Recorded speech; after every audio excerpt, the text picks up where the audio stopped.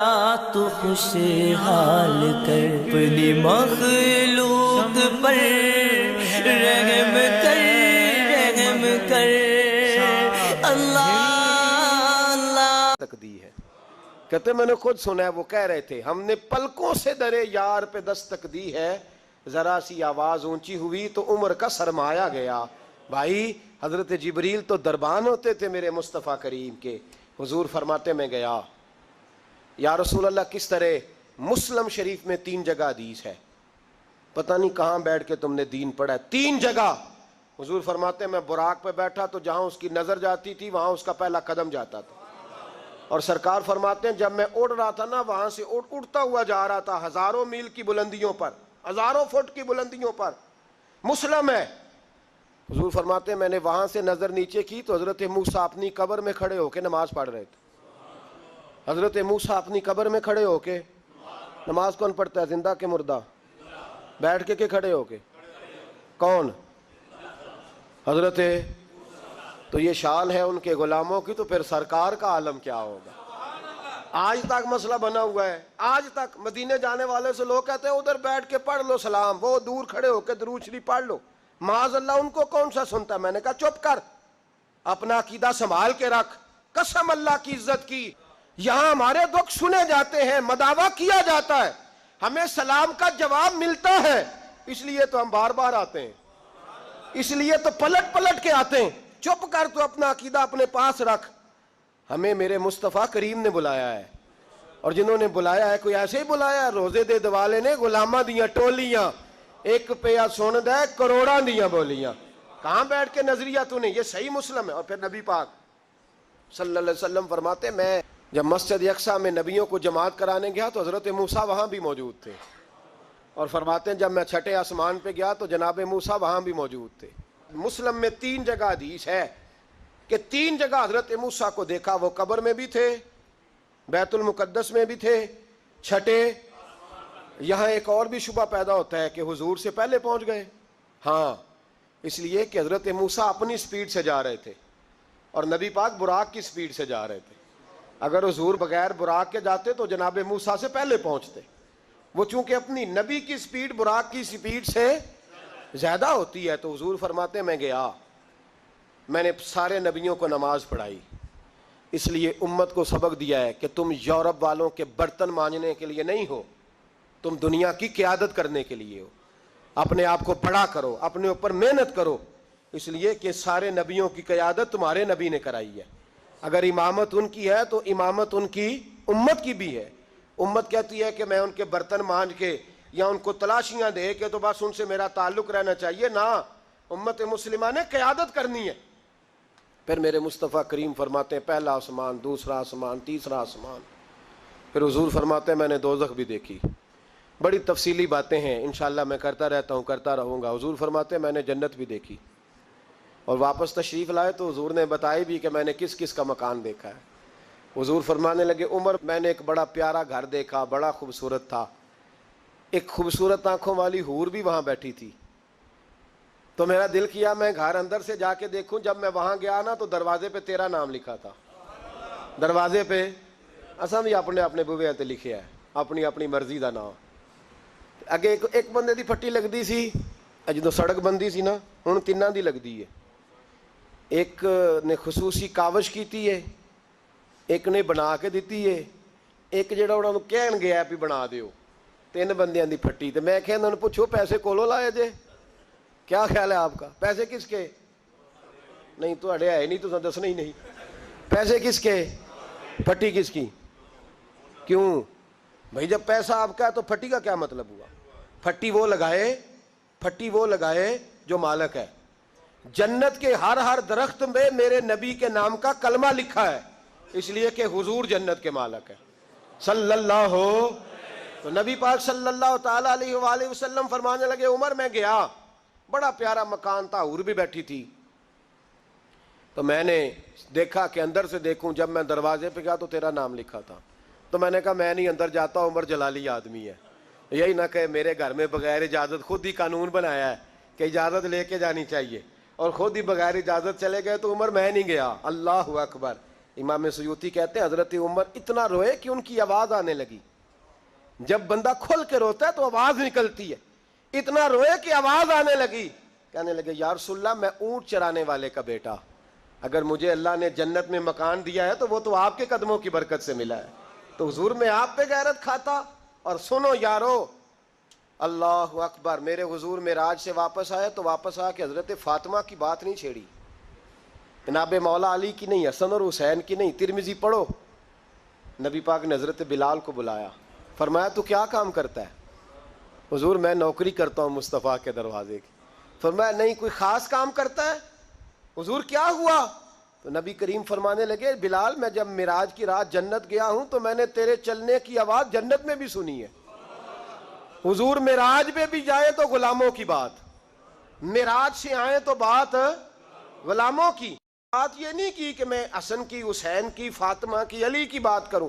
فرمایا بلال میں نے وہاں تیرے چلنے کی آواز سنی, کیا کرتے ہو؟ عرض کی حضور میں نے کیا کرنا ہے, ایک دن آپ نے فرمایا تھا جب وضو کرو تو 2 رکعتیں پڑھ لیا کرو. حضور میں نے کبھی نہیں چھوڑی, ہر وضو کے ساتھ تحیۃ الوضو پڑھتا ہوں. حضور فرمانے لگے بس اسی برکت سے اللہ نے تجھے جنت عطا فرما دی.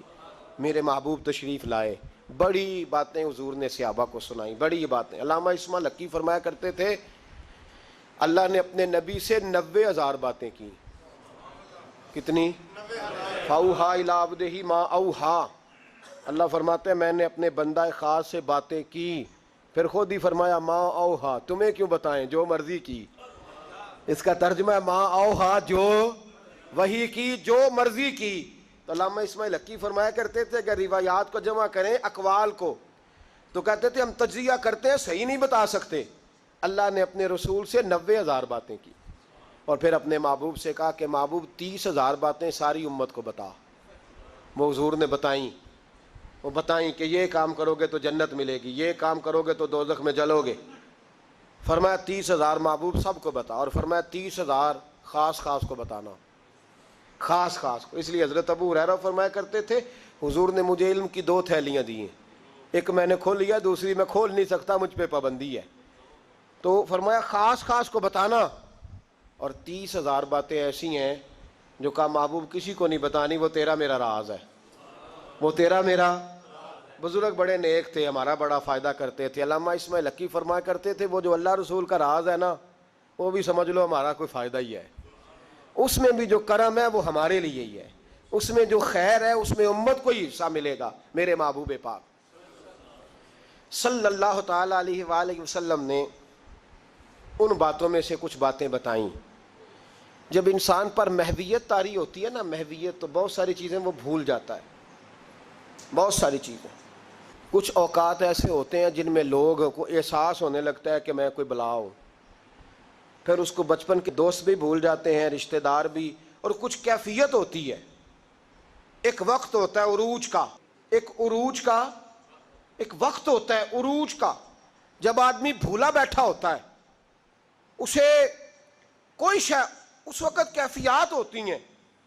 اس وقت کوئی عہدہ ملتا ہے, ہمیں پتہ ہے کہ جب کسی جماعت کا رزلٹ آیا کرتا تھا تو اس وقت صرف رزلٹ کا پتہ ہوتا تھا, پھر کسی اور چیز کی خبر نہیں ہوتی تھی. جب انسان کو کوئی عہدہ ملتا ہے تو اس وقت کسی اور چیز کی خبر, بعد میں ہر شے تھوڑی یاد آتی ہے.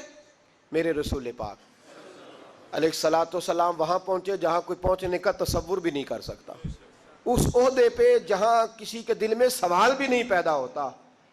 حضرت موسیٰ نے تو ایک تجلی دیکھی تو بے ہوش ہو گئے, اور حضور فرمانے لگے میرے دائیں بائیں تجلیاں ہی تجلیاں تھیں, نور ہی نور تھا, آگے پیچھے دائیں بائیں. اور فرمایا رب کریم نے مجھے اپنے حریم خاص میں بلایا, اور پھر میں نے اپنے رب کی حمد کی اور میرے رب نے مجھ پہ درود بھیجا. اب محبوب فرمانے لگے بڑی باتیں ہوئیں. پھر رب کریم نے کہا او میرے محبوب کے غلاموں, یقین کرو ہم سب کا شکریہ ادا کرتے ہیں. ہم نبی پاک کا شکریہ اگر ادا کر نہیں نہ سکتے تو ہم کوشش بھی نہیں کرتے. اتنا تو ہونا کہ 200-400 بار درود شریف ہی روز پڑھ لیں. فرمایا رب کریم نے کہا محبوب کوئی بات. تو حضور فرماتے ان تجلیوں میں جہاں حضرت موسیٰ جیسے بے ہوش ہو گئے, مجھے بھولا نہیں. میں نے کہا مولا میری امت پہ رحم فرما, اے اللہ میری امت پہ. تو حضور فرماتے ہیں رب کریم نے کہا 70,000 بغیر حساب کتاب بخش دوں گا. میں نے کہا یا اللہ تھوڑے ہیں. فرمایا ہر رمضان کی رات میں 70,000 بخش دیا کروں گا. مولا تھوڑے ہیں, لیلۃ القدر آئے گی تو جتنے پیچھے بخشے ملا کے بخش دوں گا. یا اللہ تھوڑے. کوئی نہیں اتنا کسی کے لیے بحث کرتا, کوئی نہیں اتنا کسی کے لیے گفتگو کرتا. کون ہے؟ بس ٹھیک ہے, سفارش کر دی, میں نے ٹیلی فون کر دیا, مجھ سے جھکا نہیں جاتا. لوگ اتنا ہی کہتے ہیں.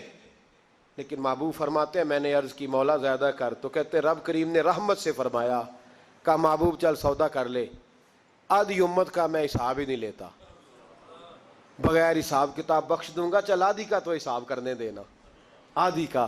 تو محبوب فرمانے لگے, مولا تو ساری کا حساب کر, میرے ساتھ ایک وعدہ کر, مجھے سفارش کرنے کا حق دے, مجھے سفارش کرنے کا حق دے, میں سفارش کروں. عسیٰ یبعثک ربک مقاما محمودا.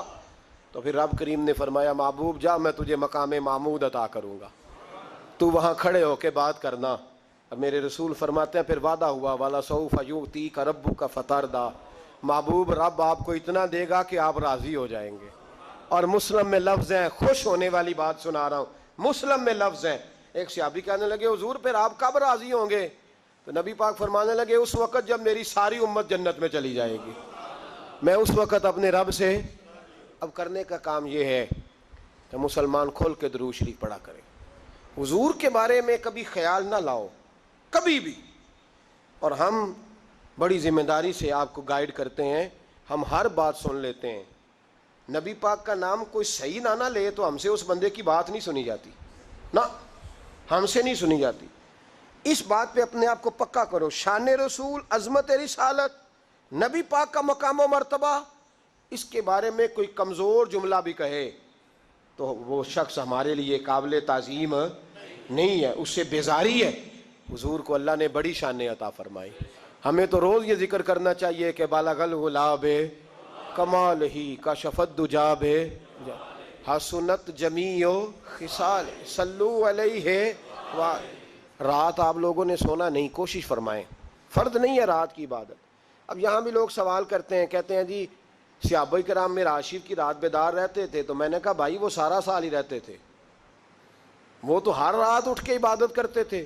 ہمارا زمانہ تھوڑا گڑبڑ آیا ہے تو ہم کہتے ہیں چلو اپنے آپ مشکل ہو جائے گا, ایک جگہ سارے اکٹھے ہو جائیں اور عبادت کر لیں. اور یہ وہی سوچ ہے جو حضرت عمر کی تھی.